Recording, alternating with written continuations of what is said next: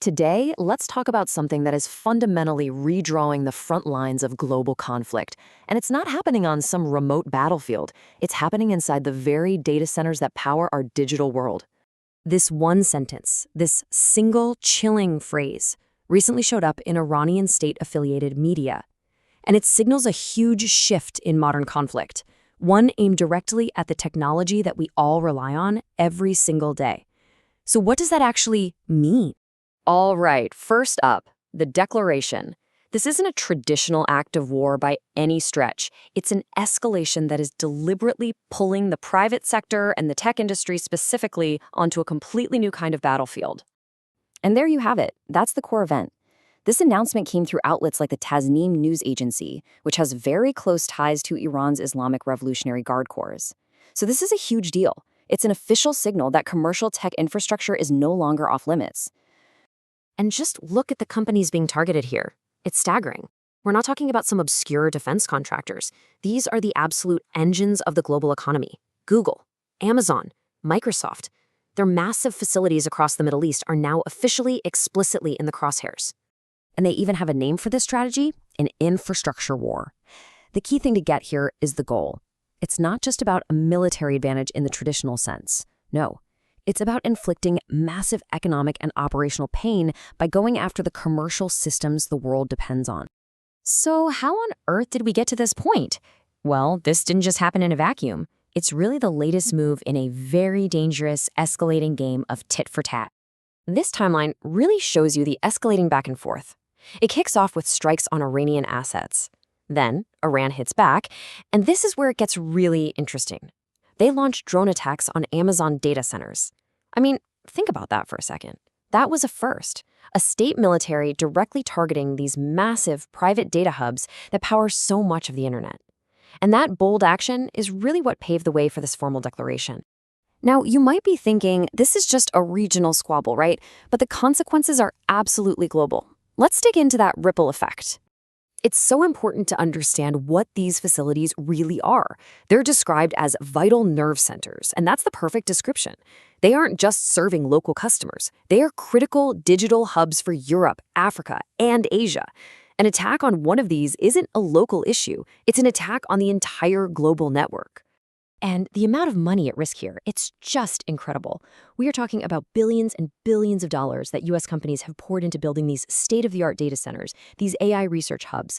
All of that innovation, all that investment is now sitting under a direct military threat. It's wild. Okay, let's make this real. What does disruption actually look like for you and me? We're not talking about something abstract here. It could mean your banking app just stops working. It could mean hospitals literally losing access to patient records. The supply chains for all the stuff we buy online, they could just collapse. The impact is tangible, it's real, and it would be incredibly widespread. So, with a threat this massive, how are the targeted companies and governments actually responding? Well, it's a fascinating, almost paradoxical situation. Yeah, we're seeing this wild split screen. Publicly, the tech giants are being super quiet, trying not to pour any gasoline on the fire. But behind the scenes, it is a mad dash. We're talking urgent security audits, relocating employees to safer spots, and physically hardening these data centers to try and withstand potential attacks. Meanwhile, the U.S. government is officially in monitor and de-escalate mode, using diplomacy. But the entire international community is wrestling with this huge legal headache. I mean, how did the traditional rules of war even apply to a dual-use facility like a data center, something that's used by both regular civilians and the military? Honestly, legally speaking, this is completely uncharted territory. And that brings us to the big takeaway here. What we're witnessing is a historic and probably irreversible shift in the very nature of modern warfare. This right here is the fundamental change. Because modern militaries rely so heavily on commercial AI and cloud computing, those commercial assets have suddenly become major strategic weaknesses.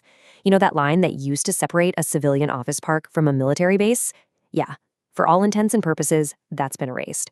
And that pulls any business that relies on the cloud directly into the geopolitical crossfire. I think this quote from a defense strategist just nails it.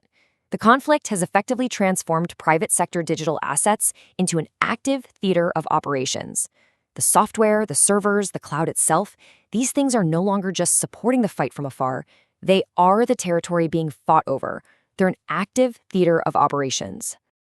And that leaves us with a really unsettling final question to chew on. If the cloud itself is a battlefield, where does the front line even begin anymore?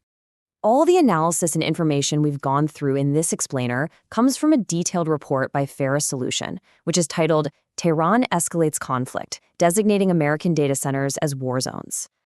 This is obviously a super complex and fast-moving story. So if you want to understand the complete analysis and really stay on top of these kinds of critical shifts in technology and geopolitics, you should definitely visit the Ferris Solution website at ferrissolution.net.